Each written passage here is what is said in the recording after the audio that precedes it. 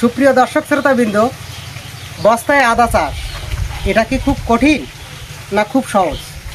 দুটি প্রশ্ন। এবং এই প্রশ্নটা যদি আমাকে করা হয় তবে আমি বলবো যে খুব বেশি সহজ এমনটাও বলা যাবে না, আর খুব বেশি কঠিন এটাও বলা যাবে না। কারণ ধাপে ধাপে বস্তার মাটি প্রস্তুত থেকে শুরু করে পরিচর্যা এবং হারভেস্ট পর্যন্ত, বাজারজাত পর্যন্ত আপনি যদি সঠিকভাবে করতে পারেন তাহলে এই আদা চাষটি আপনার বাড়ির আঙ্গিনায় হতে পারে খুবই একটি মূল্যবান অর্থকারী ফসল উৎপাদন। কারণ আপনারা অনেকেই জানেন যে বস্তায় আদা চাষ একটু সহজ আছে, মাটিতে যদিও বা একটু কঠিন, কিন্তু বস্তায় আদা চাষ একটু সহজ আছে। বস্তায় সুবিধাটা হচ্ছে আগাছা কম হয়, পরিচর্যা করাটাও সুবিধাজনক হয়।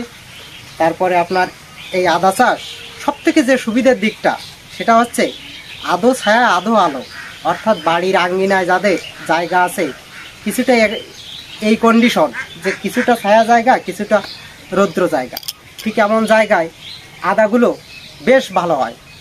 তো সঠিক পরিচর্যা এবং সঠিক চাষাবাদ নিয়ে আজকে আপনাদের আদা চাষ সম্বন্ধে কিছু কথা বলবো। আপনারা যদি দেখেন যে এখানে আদাগুলো কোনো রকম পোকামাকড় নেই এবং কোনো পচন রোগ, এই আদা চাষের সবথেকে বড় যে বিষয়টা যে পচন যে রোগটা, সে রোগটাও এখানে নেই। যেহেতু কৃষক এখানে নেই আর আদা চাষের অভিজ্ঞতা আমার কিছু আছে, সেই কারণেই আমি এই ফসলটার পাশে এসে কথা বলছি আপনাদের। কৃষকে আসলে আমি আরেকটা ভিডিও আপনাদের দেব এবং কিভাবে কোন পরিচর্যায় এত সুন্দর করেছে সেটাও জানবো। তবে যেহেতু আমারও একটু অভিজ্ঞতা আছে, সেই অভিজ্ঞতা দিয়ে আপনাদের এই তথ্যগুলো দেওয়ার চেষ্টা করছি। দেখেন এখানে ছত্রাকজনিত সমস্যার কোনো সমস্যা নেই এবং পোকামাকড়ার আক্রমণও তেমন নেই বললেই চলে। প্রত্যেকটা গাছ একই সমান এবং দেখে খুব সুন্দর লাগছে যে এই গাছগুলো যেভাবে গ্রোথ দেখছি, আপনারা লক্ষ্য করেন প্রত্যেকটা বস্তায় অসংখ্য। বস্তায় আদা পেতে হলে বস্তার মাটি তৈরিটা খুবই গুরুত্বপূর্ণ বিষয়। এখানে যেমন রাসায়নিক এবং জৈব সারের মিশ্রণের অনুপাতটা আপনার সঠিক জানা লাগবে। তা না হলে এই আদা গাছগুলো আপনার, যেহেতু এই বস্তার মাটিই তার 8 মাস 9 মাস পর্যন্ত খেয়ে ফলন যেহেতু হবে, তখন বস্তার মাটি তৈরিটা খুবই গুরুত্বপূর্ণ বিষয়। তো আগামীতে বস্তার মাটি তৈরি যখন সিসিনারি আসে তখন আপনাদের আমি দেখাবো যে আসলে প্রপারলি একটা বস্তার মাটি কিভাবে তৈরি করতে হয়। ঠিক এখনকার পরিস্থিতি অনুযায়ী আমি কিছু বলার চেষ্টা করছি। এই মুহূর্তে যাদের আদা আছে কোনো রকমেই আপনারা রেগুলার একটা পরিচর্যা অবশ্যই করে যাবেন। সেটা হচ্ছে প্রতি সপ্তাহে, যেহেতু এখন বৃষ্টি, থেয়ে বৃষ্টি এবং রৌদ্র, এই পরিস্থিতিতে কোনো রকমেই আদা গাছে এরকম পরিবেশ হলে পচন রোগটা আসে বেশি।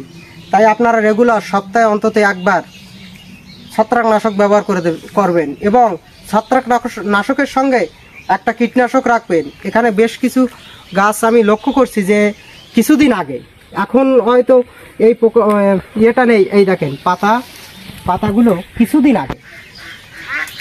আগে পাতাগুলো লক্ষ্য করেন, কিছুদিন আগে পোকায় খেয়ে গেছে। হয়তো কৃষকের সেই টাইমটায় হয়তো স্প্রে করা ছিল না মনে হয়, বেশ কিছুদিন আগে। এখন কিন্তু কোনো গাছে এই যে নতুন পাতা যেগুলো, এই পাতাগুলো পোকামাকড় নেই এবং কোনো ছত্রাকজনিত সমস্যার কারণে, এখানে আমি টোটালি ছত্রাকজনিত সমস্যার কারণে যে সমস্যাগুলো দেখা দেয় সেই সমস্যাগুলো আমি এখনও পাচ্ছি না, যা আদার জন্য খুবই ক্ষতিকর। তো দেখি সত্যি কৃষক খুব সুন্দর, আসলে যুগোপযোগী কৃষককে সামনে দেখাবো আপনাদের। তো এ একটা বিষয়। আর আদাগুলো আপনারা আর একটা বিষয় বলি যে আদা গাছ কখনোই আপনারা, অনেকে দেখেছি পাশাপাশি বস্তা রাখে, কিন্তু স্মার্ট কৃষক দেখেন বস্তাগুলো দূরত্ব ফাঁকা দিয়েছে এবং বায়ু চলাচল স্বাভাবিক আছে।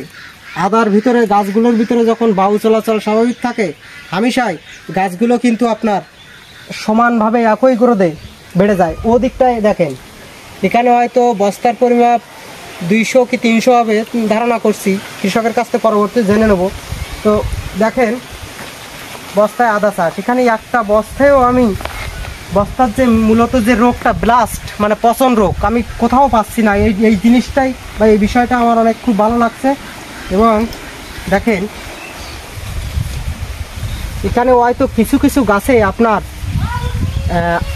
আদায় পচন আসছে আমার ধারণা, কিছু কিছু গাছে, কারণ দেখছি এই যে আপনার আদা গাছগুলো এই গোড়া থেকে কিছুটা পচন রোগ আসতে পারে, না হলে এই গাছগুলো কাঠি দিয়ে কিছুটা বেঁধে দেওয়া। তাই ছত্রাকনাশকগুলো গোড়ায় প্রয়োগ করতে হবে, যেহেতু গাছে নেই। এই দেখেন এই গাছটা বেঁধে দেওয়া, এর কারণ হচ্ছে এই গাছের পাতাটা আমি একটু দেখাই।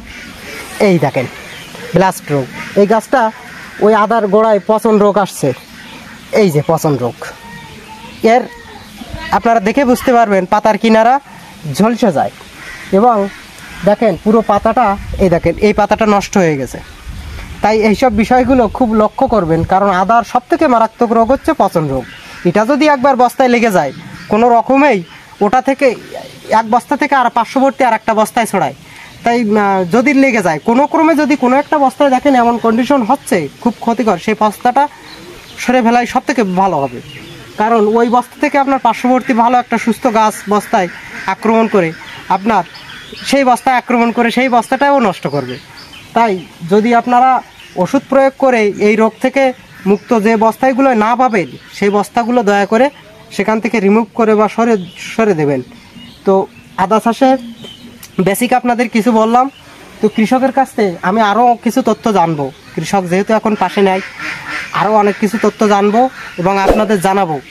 এবং কিভাবে আদাকে আরও সুন্দর করে আমরা উৎপাদন করতে পারি এই বিষয়ে আপনাদের একটা পূর্ণাঙ্গ ধারণা অবশ্যই আপনাদের দেওয়ার চেষ্টা করব। তো সবাই সুস্থ থাকুন, ভালো থাকুন, সকলকে জানাই ধন্যবাদ ও অভিনন্দন।